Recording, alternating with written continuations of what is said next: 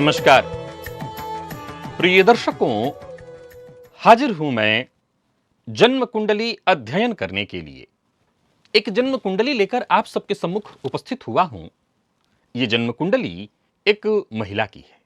आइए हम सभी मिलकर इस जन्म कुंडली का अध्ययन करेंगे।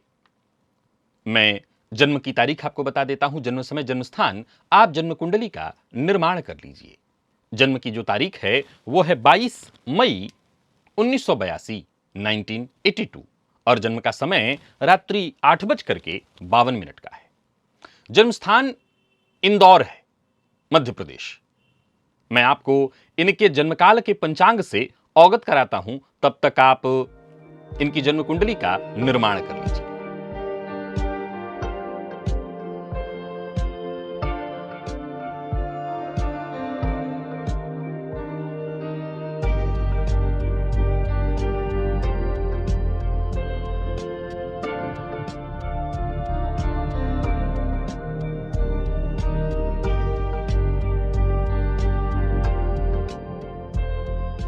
शनिवार के दिन इन्होंने जन्म लिया है, ज्येष्ठ मास में, और कृष्ण पक्ष की अमावस्या तिथि को इनका जन्म है। क्षत्रिय वर्ण की हैं, राक्षस गण है इनका। मेष राशि, ये अग्नि तत्वीय राशि है। मंगल इस राशि के राशिश होते हैं। अब देखा जाए तो इनकी कुंडली में लग्नेश और राशिश, लग्न के स्वामी देवगुरु बृहस्पति, चंद्र राशि के स्वामी मंगल, ये दोनों आपस में अति मित्र ग्रह हैं, नैसर्गिक मित्र ग्रह हैं। दोनों अग्नि तत्वीय स्थिति है, लग्न भी और राशि भी। लग्नपति इनकी कुंडली में कहां बैठे हैं तो लग्नपति जाकर के कुंडली के लाभ भाव में 8 अंश 42 कला के साथ स्वाति नक्षत्र में वक्र अवस्था में बैठे हुए हैं, शुक्र की राशि में। और शुक्र कहां बैठे हैं तो शुक्र अपनी उच्च राशि में कुंडली के चतुर्थ में बैठे हुए इन दोनों ग्रहों ने आपस में परिवर्तन कर रखा है। वहीं इनकी कुंडली में अगर आप देखें तो सप्तम में आपको राहु दिखाई पड़ेंगे, सूर्य बुध कुंडली के षष्ठ में, चंद्रमा सूर्य से घर पीछे जरूर हैं, लेकिन 29 अंश 47 कला के साथ होने के चलते ये लगभग संधि की स्थिति वाले चंद्रमा हैं, अर्थात ये वृषभ में अब प्रवेश कर रहे हैं। तो इनके अंदर कुछ गुण मेष का होगा, तो वहीं वृषभ के भी बहुत सारे गुण इनके अंदर दिखाई पड़ रहे होंगे। अब एक चीज और गौर करिए तो शनि और मंगल की युति जो कि कुंडली के इनके दशम में बनी हुई है, यह भी विचारणीय है। प्रिय दर्शकों, इनकी कुंडली पर चर्चा प्रारंभ करूं उससे पूर्व बता दूं, ये एक प्रोफेसर हैं और इससे ज्यादा इन्होंने कहा है कि मेरे बारे में जिक्र मेरी प्राइवेसी को ध्यान में रखते हुए न किया जाए, तो नहीं करेंगे। इनका जन्म धनु लग्न में हुआ है, आप देख रहे हैं। सबसे पहले हम धनु लग्न को समझते हैं, किस तरह का है ये लग्न, कैसा व्यक्तित्व देता है, और विशेष करके बात जब किसी महिला प्रोफेसर की हो तो उनके व्यक्तित्व पर इस लग्न का, इस राशि का कैसा प्रभाव होगा। इसीलिए मैंने थोड़ा जोर देकर के एक बात कही थी कि क्षत्रिय वर्ण और राक्षस गण प्रोफेसर हैं। व्यक्तित्व की अगर बात करें तो अद्भुत है। धनु लग्न, मिथुन लग्न, तुला लग्न, कुंभ लग्न, इन 4 राशियों को लग्न में अत्यंत श्रेष्ठ कहा गया है। देवगुरु बृहस्पति जो ज्ञान, बुद्धिमत्ता, दर्शन, उच्च आदर्शों के कारक हैं, तो सीधी सी बात है धनु लग्न वाले स्वभाव से उदार, उत्साही, आशावादी और स्वतंत्र विचार के तो होते ही होते हैं। धनु लग्न है सो जीवन में निरंतर खोज और सीखने की इच्छा इस लग्न के जातकों में जन्मजात होती है। ये लोग ज्ञान की ओर निरंतर आकर्षित होते हैं, जिससे इनके भीतर एक शिक्षक, एक परामर्शदाता, एक दार्शनिक ऐसा गुण प्रबल हो जाता है। यही कारण है कि आज ये प्रोफेसर हैं। हालांकि धनुलग्न होने से प्रोफेसर नहीं कोई हो जाता, और भी कई सारे इनकी कुंडली में कारण हैं। हालांकि मैं बता दूं कि इनसे बातचीत जब आप करते हैं तो पता चलता है कि हां, एक बेहद चिंतनशील व्यक्तित्व, और ऐसा व्यक्तित्व जहां मैं कह सकता हूं कि भाषण कला में अति उत्तम, अद्वितीय। सीधी सी बात है कि इस लग्न की जो क्षमता है वो यही है, उच्च ज्ञान, बौद्धिकता और दार्शनिक सोच, सत्य और न्याय के लिए संघर्ष करने वाली प्रवृत्ति, स्वतंत्र और साथ ही साथ विद्रोही सोच, सामाजिक परंपराओं को चुनौती देने की बुरी आदत, साहस और आत्मविश्वास और स्पष्टवादिता से परिपूर्ण। हालांकि धनुलग्न है, देवगुरु बृहस्पति की राशि है, फलतः इसमें आध्यात्मिकता भी है, धार्मिक विषयों में गहरा रुझान भी है। वहीं राशि की इनकी अगर हम चर्चा करें, जिसका 50% जातक के व्यक्तित्व पर प्रभाव पड़ता है, हालांकि इसमें कुछ प्रभाव शुक्र वाली राशि का भी है, लेकिन मैं मेष राशि की अगर चर्चा करूं तो सीधी सी बात है, यह अग्नि तत्व की राशि है, जो व्यक्ति को उत्साही बना देता है, गतिशील बना देता है, ऊर्जा साहस इसका मिश्रण बना देता है, आत्मविश्वास भी जबरदस्त दे देता है, हालांकि अस्थिरता भी दे देता है, स्थिरता की कमी और शीघ्र भावुक हो जाना, जीवन में भावनात्मक उतार चढ़ाव भी दिखा देता है। ये ऐसे लोग कई बार अनावश्यक रूप से भावुक हो जाएंगे, और कई बार जहां नहीं भावुक होना चाहिए वहां भावुक, और जहां भावुक होना चाहिए वहां नहीं हो पाएंगे। हालांकि मैं बता दूं कि उग्रता कुल मिलाकर के ऐसे लोगों में खूब होगी। बुद्धिमान तो खैर होना ही होना है, सीधी सी बात है कि देवगुरु बृहस्पति यहां लाभ में बैठे हैं, फिर भी मेष राशि होने के चलते उत्साह, लेकिन शीघ्र क्रोध और भीतर ही भीतर बेचैनी ये देखने को मिलती है। परिवार, संतान, प्रियजनों से भावनात्मक इच्छा रखने की चाह, लेकिन स्वतंत्रता सर्वोपरि। अगर दोनों को आप जोड़ दें और क्षत्रिय वर्ण को एक साथ और जोड़ लें, अराक्षस गण को भी, तो आपको एक चीज दिखाई पड़ेगा, स्वतंत्र विचारधारा और जीवन में परिवर्तन के लिए उत्सुक। तो कुल मिलाकर के ठीक है, अगर देखा जाए तो ये कुंडली अपने आप में अद्भुत बन जाती है।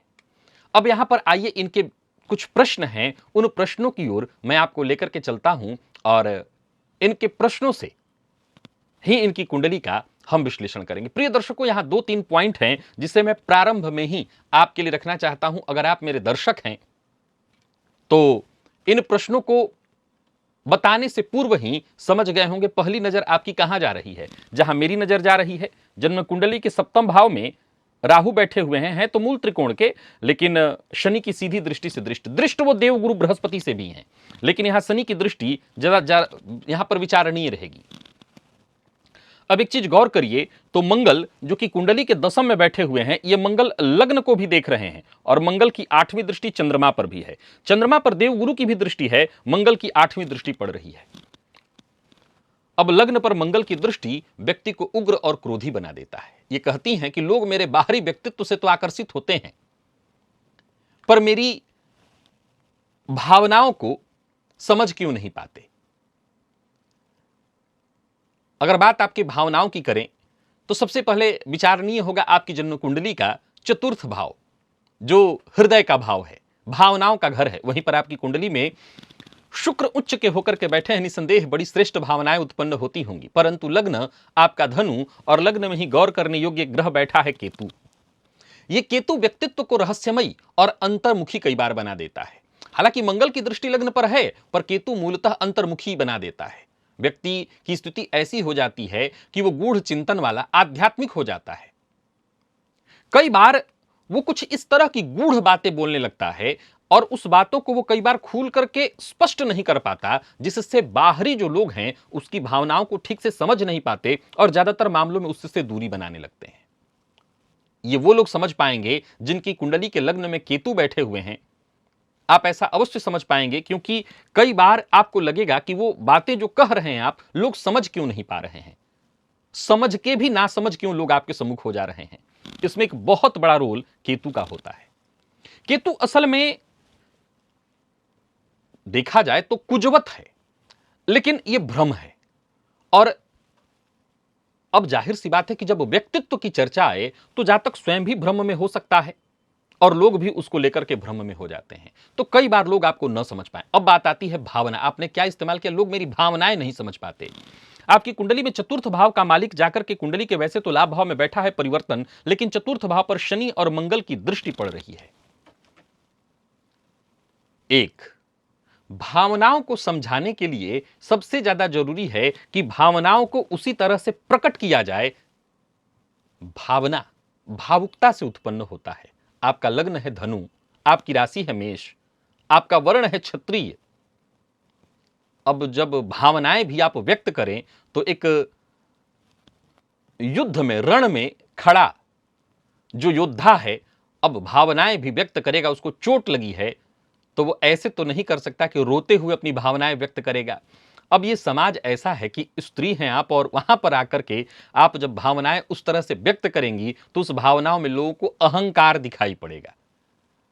और आप के साथ ये हमेशा ही होता रहेगा, हमेशा ही आपके साथ चलेगा कि आप दिखाना चाहेंगे कुछ और, लोग देखेंगे कुछ और लीजिए इनका अगला प्रश्न उसी से जुड़ा हुआ। इन्होंने लिखा है कि स्त्री होकर के भी मेरी सोच स्वतंत्र है और स्वतंत्र सोच रखने के कारण ही परिवार और समाज में मुझे विद्रोही माना जाता है। आपकी कुंडली में आपके विद्रोही माने जाने में आपका लग्न बहुत अहम भूमिका निभा रहा है, आपकी राशि की अहम भूमिका है। और आप अगर वृषभ राशि का भी प्रभाव ले रही हैं तो वृषभ भी स्वच्छंद है तो बैल, लेकिन इसके अंदर भी स्वच्छंदता है। दूसरा, आपकी कुंडली के सप्तम में राहु। असल में बता दूं कि जन्म कुंडली का जो सप्तम भाव है वो असल में पार्टनर का है, लेकिन समाज में पार्टनर के साथ साथ जितने भी लोगों से जुड़ाव इत्यादि होता है वो भी सप्तम से विचार किया जाता है। और सप्तम यदि राहु हो तो ये राहु चूंकि लग्न पर दृष्टि डाल रहा है तो ये हालांकि वो गुरु पर भी दृष्टि डाल रहा है, गुरु की दृष्टि भी राहु पर है, ये जातक को रूढ़िवादी सोचों से टकराने के लिए प्रेरित करने लगता है।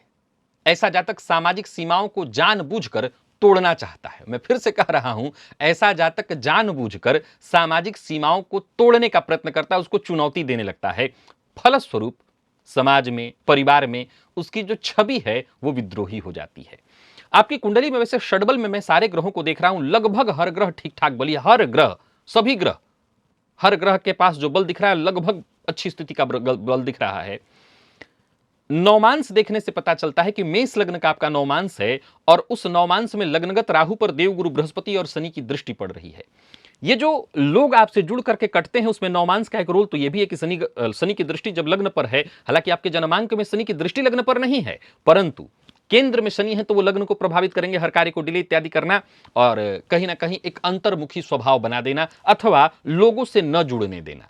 और वहीं अगर देखा जाए तो ये जो दूसरा आपका प्रश्न था कि मैं स्त्री हूं, देखिए स्त्री होना और उसके चलते लोग आपको बुरा मान जाए ऐसा तो मैं मानता हूं, थोड़ा हद तक तो मैं मानता ही हूं, लेकिन मैं ये साथ साथ और कहना चाहता हूं कि कई बार हम परिस्थितियों को थोड़ा अपने नियंत्रण में लेते हुए सिस्टम में भी फाइट कर सकते हैं इन नियमों से, रूढ़िवादिताओं से।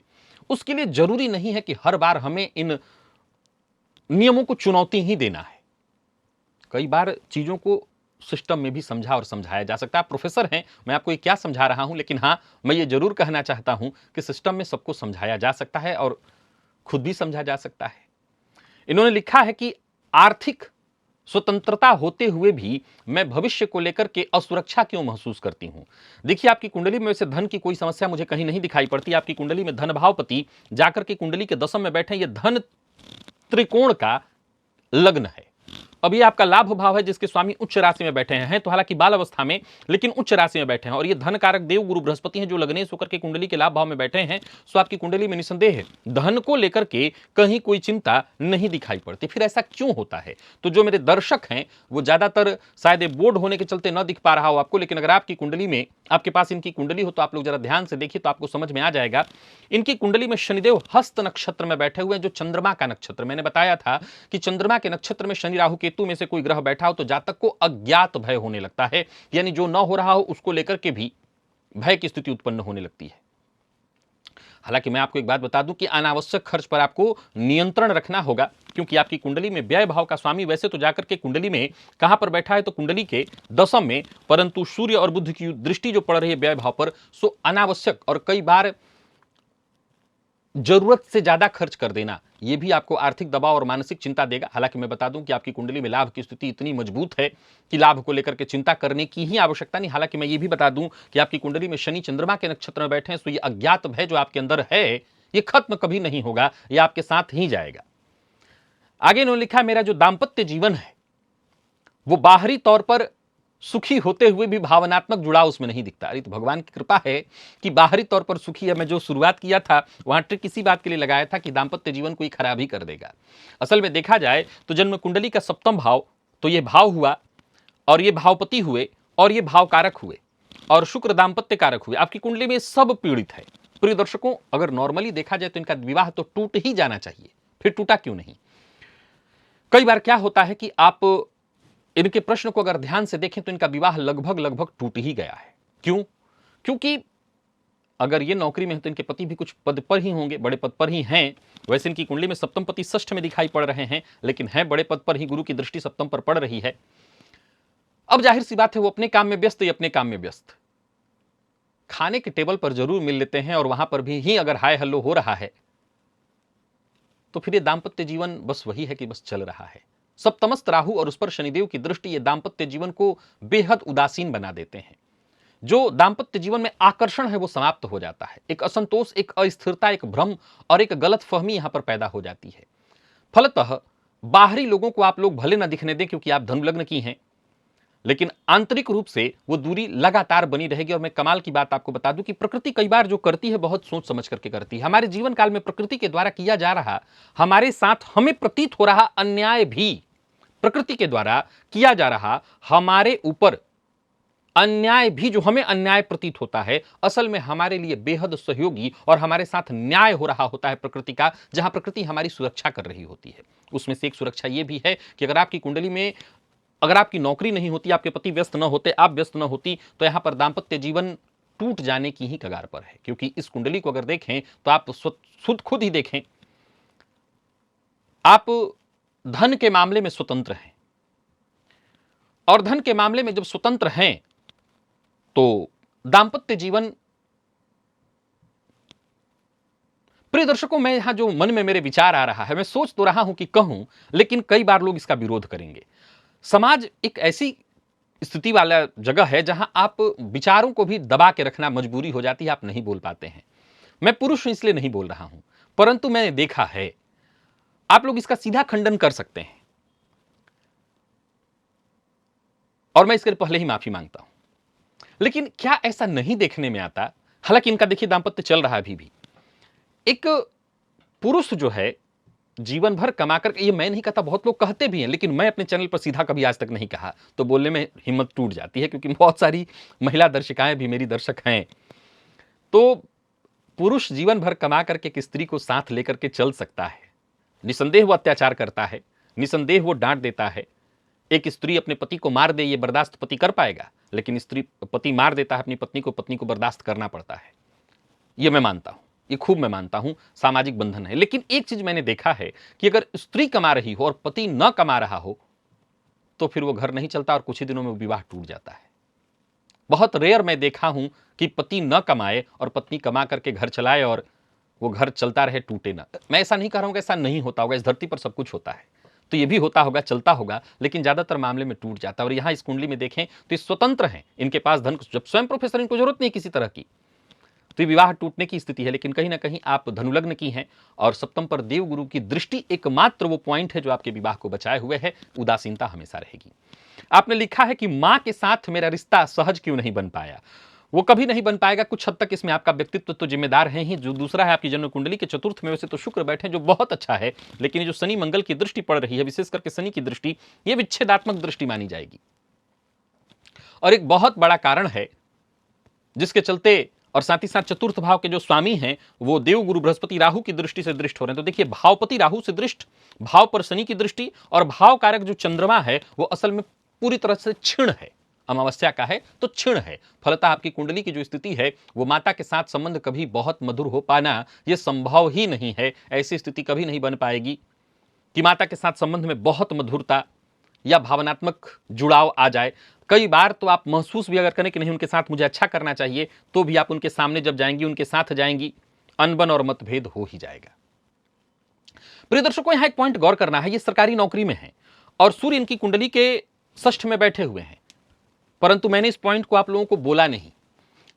क्या इसलिए क्योंकि अब ये नौकरी में है तो मैं इसका खंडन क्यों करूं, जबकि किसी और की आम की कुंडली होती और सूर्य षष्ठ में होता तो मैं ये सीधा कह देता कि नहीं, सरकारी नौकरी नहीं हो सकती। नहीं, पहले गौर करिए, ये स्त्री है और स्त्री का जन्म रात्रि में हो, यह अत्यंत श्रेष्ठ माना गया। सूर्य कुंडली के षष्ठ में प्रतियोगिता के दृष्टिकोण से बहुत अच्छा माना गया है। देवगुरु बृहस्पति को लेक्चरर, प्रोफेसर इत्यादि के फील्ड के लिए बहुत अच्छा माना गया। और अगर आप मेरे दर्शक हैं तो जानते हैं कि धनु, मिथुन और इन दोनों लग्नों के मैं सदैव कहा करता हूं कि ये हमेशा ऐसे लग्न हैं जो काम ऐसा कर सकते हैं जिसमें परामर्श ज्ञान देना हो, शिक्षा का कार्य करना इनका काम है। आगे इन्होंने लिखा है कि संतान से संबंध और भावनात्मक निकटता क्यों नहीं बन पाती। अब आपका किसी से ठीक नहीं है, किसी से तो ठीक रख लीजिए। आपकी कुंडली में संतान भाव का जो स्वामी है वो जाकर के कुंडली में कहां पर बैठा है, तो कुंडली के दसम में बैठा हुआ है। अब वो किसकी राशि में बैठा है? तो बुध की राशि में बैठा। अब ध्यान से जरा यहाँ मेरे ज्योतिष के दर्शक देखेंगे तो समझ में आएगा कि वो बुध के साथ तात्कालिक शत्रुता में अति शत्रु होकर के बैठे हुए हैं। फलतः कहीं ना कहीं संतान के साथ संबंध में अनबन मध्य। हालांकि मंगल की यहाँ 8वीं दृष्टि है, लेकिन मंगल यहाँ पर सूर्य मंगल खुद ऐसी स्थिति में है कि अति शत्रु है। ये नंबर 1 पॉइंट हुआ। नंबर 2, ये देवगुरु बृहस्पति संतान कारक, वो राहु की दृष्टि से दृष्ट हो रहे हैं। और एक सीधी सी बात है, आपका व्यक्तित्व। देखिए, बच्चे कई बार जो बाउंड्री है उसको तोड़ने का प्रयत्न करते हैं, और आप तो प्रोफेसर हैं, स्वभावतः आपका स्वभाव है अनुशासनात्मक, और आपका व्यक्तित्व है राक्षस गण की हैं आप, क्षत्रिय वर्ण है, तो अनुशासनात्मक स्वभाव होगा। और आजकल के बच्चे जहां अनुशासन बहुत ज्यादा हो वहां विद्रोही हो जाते हैं। तो सीधी सी बात है, ये वो बहुत बड़ा कारण है। लेकिन मैं एक बात आपको बता देता हूं, देखिए ये जो लाइन है, भावनात्मक दूरी नहीं होनी चाहिए। ऐसे दूरी हो, अगर मुझसे कोई कहे तो मैं हमेशा कहा करता हूं, माता पिता में से कोई एक, माता पिता एक यूनिट है। हमेशा याद रखिए, पति पत्नी अलग अलग यूनिट नहीं होते, ये एक यूनिट है। एक बच्चे के लिए वो उनकी नजर में 2 हो सकते हैं, दुनिया के लिए वो 2 हो सकते हैं, लेकिन पति पत्नी एक यूनिट होते हैं। अब इन दोनों में से एक यूनिट को, एक को ये पता करना क्या होगा कि वो बच्चे का शत्रु बन जाए। तो कई बार पिता बनना थोड़ा मुश्किल, पिता नहीं बन पाता क्योंकि पिता हमेशा बाहर रहता है, इधर उधर रहता है, मां साथ रहती है। तो मैं हमेशा कहा करता हूं, माता को शत्रु बन जाना चाहिए, अपने बच्चे का शत्रु बन जाइए। मित्र बनने की कोई आवश्यकता नहीं। आप अगर उसकी शत्रु बनेंगी, आप उस पर अंकुश लगा करके रखेंगी, तो वो ज्यादा बेहतर कर सकेगा। आप उसमें उसके मित्र न बने तो ज्यादा अच्छा है। हाँ, भावनात्मक दूरी नहीं होनी चाहिए। ये अगर हो रहा है तो कहीं ना कहीं कुंडली का दोष, और वो नहीं होना चाहिए। बाकी आपने लिखा है, मेरे जीवन में लोग बार बार क्यों ऐसे आते हैं और जिनसे मैं जुड़ जाती हूं और फिर वो दूर हो जाते हैं। इसमें कुछ हद तक आपका व्यक्तित्व है। दूसरे नंबर पर आपकी कुंडली में सप्तमस्थ जो राहु है, उनकी दृष्टि लग्न पर और लग्नगत केतु की है। असल में इसे पूर्वजन्म से भी जोड़ करके देखा गया है। ज्योतिष कहता है कि ऐसी स्थिति में पूर्वजन्म के कुछ लोग होते हैं जो आते हैं इस जन्म में, अलग ही रूप में आते हैं, कुछ दिनों तक रुकेंगे और फिर आपका साथ छोड़ करके चले जाएंगे। लेकिन कहीं ना कहीं एक बात आपको मैं बता देता हूं, मैं जानता हूं आपके व्यक्तित्व में बहुत परिवर्तन मैं कभी नहीं कर पाऊंगा। आपका व्यक्तित्व जैसा है वो वैसा ही रहेगा, अनुशासनात्मक। और इस दुनिया में हर कोई ऐसा ही है कि अनुशासन करना चाहता है, सहना कोई नहीं चाहता, आपका घर छोड़ के। अब ऐसी स्थिति में लोग कुछ दिनों तक तो आपके साथ जुड़ेंगे, और कई बार ऐसे लोग जो धनु लग्न आपका है, कई बार दूसरों का, आपके जो करीब आते हैं उनकी मदद भी कुछ इस कदर करने में आप लीन हो जाते हैं कि ये तक विचार करना भूल जाते हैं कि सामने वाला उतना चाहता भी या नहीं, वो आपसे ये उम्मीद कर भी रहा है कि नहीं कि आप उसकी इतनी मदद करें। और कई बार जब आप उसकी इतनी मदद करने की सोचने लगते हैं तो ये मदद भी उसको पसंद नहीं आता। ये दुनिया ऐसी है जहां धन दे दो, ज्ञान मत दो। तो आप कुछ हद तक अपने व्यक्तित्व में थोड़ा परिवर्तन कर लीजिए, और अगर ये आप परिवर्तन कर लेती हैं तो मुझे लगता है कि ये आपके लिए बहुत काम का होगा। इनका एक आखिरी प्रश्न और है, मुझे अक्सर रहस्यमय अनुभव और पूर्वाभास, आध्यात्मिक अनुभूतियां क्यों होती हैं? इसका कारण है आपकी कुंडली में लग्न का केतु। धनु लग्न है आपका, जाहिर सी बात है आध्यात्मिक लग्न है, देवगुरु बृहस्पति का लग्न है, स्वाध्यात्म में झुकाव भी कराता है। रहस्यवादी केतु का हो जाना अनुभव कराता है, ऐसे रहस्यवादी अनुभव, गूढ़ अनुभव, भविष्य दर्शन की भी ये क्षमता देता है। ऐसे जातक सहज ही पूर्वाभास या सपनों के माध्यम से जो संकेत है, अलौकिक अनुभूतियां हैं, उसको पा लेते हैं। तो यही कारण है। बाकी इनके कोई प्रश्न नहीं है, अपने जीवन में ये सुखी ही हैं। 7.5 इनको जरूर इस समय वर्तमान में शुरू हुई है 29 मई से, लेकिन देव गुरु बृहस्पति की इनको दशा चल रही है और वो तुरंत ही प्रारंभ हुई है। गुरु में गुरु समाप्त होकर के गुरु में शनि चल रहे हैं। तो सीधी सी बात है, जीवन का समय इनका हर तरह से बढ़िया दिखाई पड़ रहा है। 7.5 के चलते जरूर आपको स्वास्थ्य में थोड़ी परेशानी, मानसिक अशांति इत्यादि रहने वाली है। आप नियमित रूप से ध्यान करिए, गणेश जी की आराधना करिए, जो कि आपके लिए बेहद लाभप्रद होगा। दाम्पत्य जीवन को बचाए रखना बहुत आवश्यक है। सावन का महीना, सो आप हो सके तो भोलेनाथ की विशेष रूप से आराधना करिए। 7.5 का दौर है, सो शनिवार के दिन आप तिल तेल का दिया पीपल वृक्ष के नीचे जलाना शुरू करिए और केसर का तिलक अपने माथे पर लगाइए। चंद्रमा थोड़ा वीक पड़ रहा है तो प्रत्येक माह की पूर्णिमा को चंद्रमा को दूध से अर्घ्य दीजिए, इससे मन आपका शांत होगा। बाकी ऐसे आपकी कुंडली में कोई परेशानी नहीं है। भुवन भास्कर को अर्घ्य देते रहिएगा, आदित्य हृदय स्तोत्र का पाठ करिएगा, और संभव हो तो रविवार के दिन नमक का त्याग कर दे तो और अच्छा होगा। वाणी पर जरा अपने नियंत्रण रखिए, सत्य बोलिए, पर ऐसा कड़वा सत्य मत बोलिए कि लोग आपके शत्रु बन जाएं।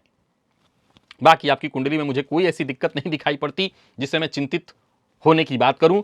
मेरे दर्शकों को जरूर मैं कहना चाहता हूं, अगर आपको कोई चिंता इनकी कुंडली में दिखाई पड़ती है तो कमेंट में आपका स्वागत है, जरूर लिखिए। वैसे मैं बता दूं कि हर तरफ से आनंदमय जीवन जी रही हैं। आज के लिए बस इतना ही, पुनः मुलाकात होगी, तब तक के लिए नमस्कार।